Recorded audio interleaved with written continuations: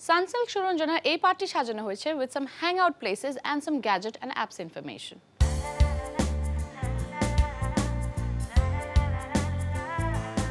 Gadget আমাদের জীবনকে করেছে আর অনেক বেশি ইজিয়ার।